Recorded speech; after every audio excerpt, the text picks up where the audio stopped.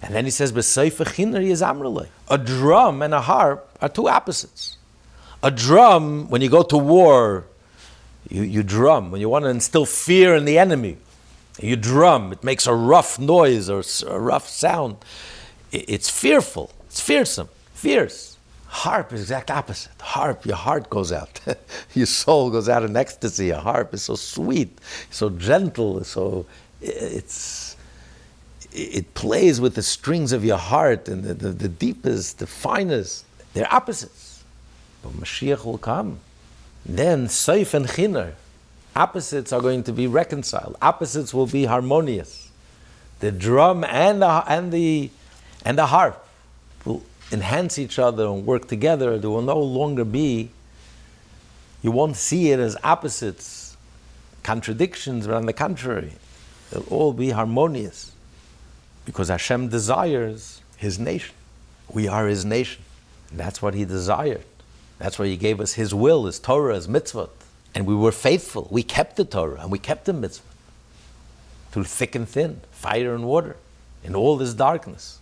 So when Mashiach will come, then, till now, we were persecuted. We were hated, maligned, attacked. When Mashiach will come, then Hashem is going to show the whole world. This is my nation. This is the nation that I love. This is my nation. These are my people that I desire. And we'll praise Hashem for His help, salvation. He says, Yalzu Chasidim b'chavay, the Chasidim, the pious ones. It says 3 times Chasid in this psalm. The Chasidim will exalt Hashem in glory, and they're going to sing this upon their beds. So the rabbis say in the Talmud, in the first tractate in Brachas, that before a Jew goes to bed, he reads the Shema. So we sing Hashem, we sing the praise of Hashem while we're in bed, when we go to sleep at night. And this in turn becomes, this is our sword, this is our double-edged sword. The exaltation of God is in their throat, and a double-edged sword is in their hand. What's it referring to? A double-edged sword that's sharp on both sides. And this is by singing the praises of Hashem. Roimimus, the elevation, the exaltation of God, is in their throats. Because Hasidus explains, when God created the world, what did He desire? Nothing could exist without the will of Hashem. Without Hashem, nothing exists. Everything needs a divine sustenance. But what does Hashem truly desire?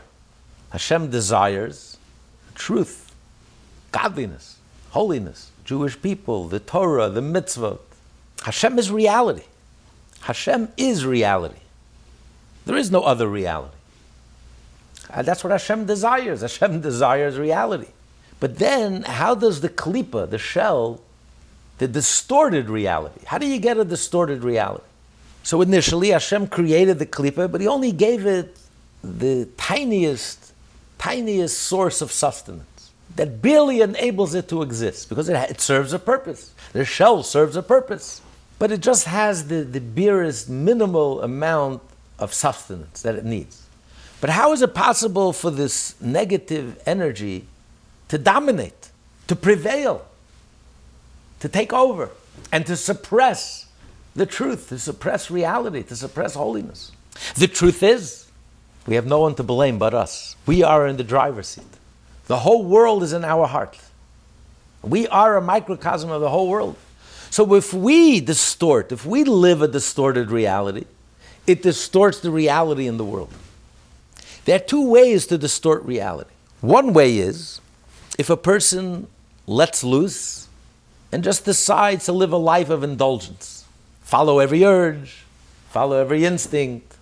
I want to party, I want to have fun. I want to become drunk, mindless. Let me pursue fame. Follow every craving that I have, every lust, which is really a distortion of reality. There's no reality behind it.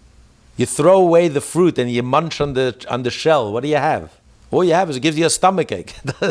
There's nothing there. It's a dead end. And you grow tired, by the way. It's not satisfying. It's like chewing gum. It tastes good for a second and a half, and then you spit it out. All these Hollywood actors, by the time they're on the 5th or 6th wife, you spit it out. That they grow bored or tired, and then they move on to the next.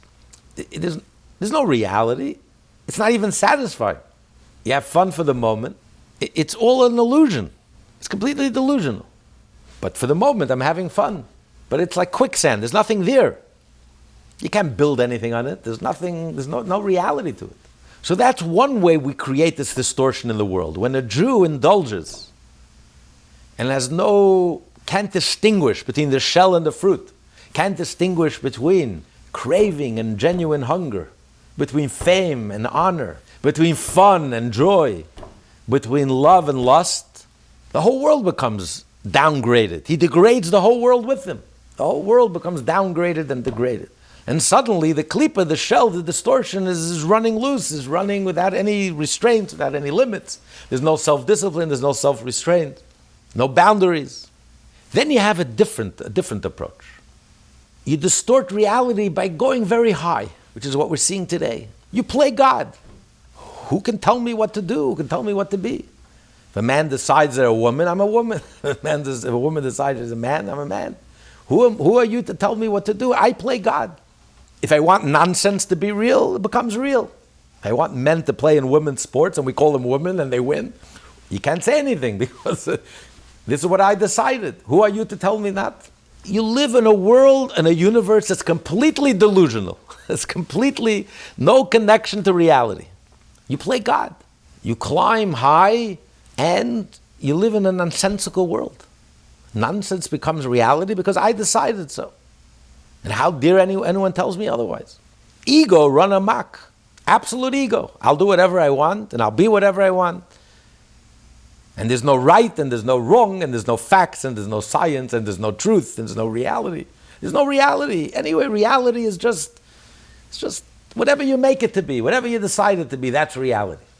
Because on some level, if you go very deep down on a very lofty level, reality is paradoxical. But there's a big difference between paradox and nonsense. Paradox may look like nonsense, but it's very real. But nonsense is just nonsense. But when you reach so high and you talk modern physics and you talk higher levels and then consciousness, anything goes.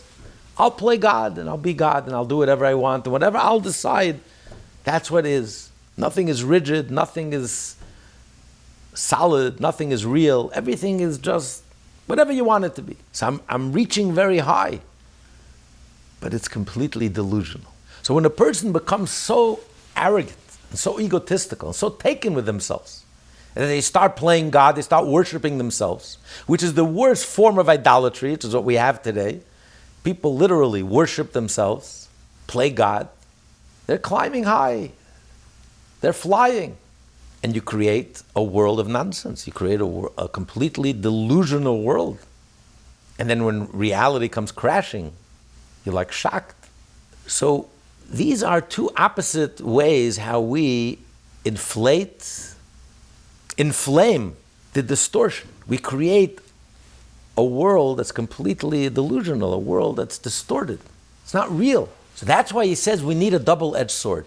We need a double-edged sword, a sword that's sharp on the top end, a sword that's sharp on the bottom end, because we have to uproot, we have to destroy the roots on the bottom, the roots of klipa of this distortion, and we have to chop it up on the top, on the height. Those who are climbing very high and are speaking very highfalutin language and are trying to distort reality, with lofty language, freedom, very lofty language. I have the freedom to be whatever I want, I have the freedom to do whatever I want, and I have the freedom to define myself however I want. It's very lofty, but you're flying in the air without a parachute. You're going to jump to a conclusion. There's no reality to it. So this is the sword that has a double-edged sword. And what's the sword? When you praise Hashem, the song of Hashem is in their throat. This part is called Pesukei Dezimra. These are the verses of song. Zimra also means to cut. Because when you praise Hashem, you acknowledge Hashem and you connect with Hashem, you're simultaneously cutting off on both ends the source for all these distortions. Suddenly you become very real. Life becomes very real. And you only desire what's real, and you live a life that's real. You're humble. You don't play God. Only Hashem decides what's right and what's wrong, who is a man and who is a woman. You don't get to make those decisions. You don't climb using lofty, highfalutin language, trying to reorient or change reality and reorient reality and move the furniture on the deck of the Titanic, rearrange the furniture, call rich poor and poor rich, and men women. There's humility and there's reality. And I focus on the fruit instead of the shell. So then there's no room. There's no room. That's how we cut off. By singing Hashem's praises, we cut off the klipa, we cut off the source of klipa. Then the shell, the negativity is reduced and put in its place. Put in its cage, in its place. It serves a purpose, it's a means to an end, it has the minimum amount of energy that it needs to sustain itself, not more. And then we are in charge. And godliness and reality and truth prevail. So when we see this world where everything around us is completely off the rails, we have to realize it all starts within us. And if we want to change it, first we have to change ourselves. Starting by praising Hashem, by singing Hashem's praises, and connecting with Hashem, and connecting with godliness, and making godliness a reality in my life, and becoming real, and realizing what is reality, what is the fruit and what is the shell, and living accordingly. This deflates the balloon, this pops the balloon, and suddenly this inflationary balloon just pops, and you realize there's nothing there. There never was anything there. The whole thing was a delusion from the beginning to the end. And then everything is in its proper place. Everything becomes wholesome. The world again could become wholesome. And then he says, La'asis nekama v'goyim. Mashiach will come. So the purpose of Mashiach's coming is to reveal godliness and to redeem the Jewish people and to bring salvation to the Jewish people and to demonstrate how Hashem desires the Jewish people and we are His special nation and His chosen people. All of the above. But at the same time, Hashem will take revenge for all those nations, all those anti-Semites that have hurt us over the years, hated us over the years, attacked us over the years. Hashem will take His revenge.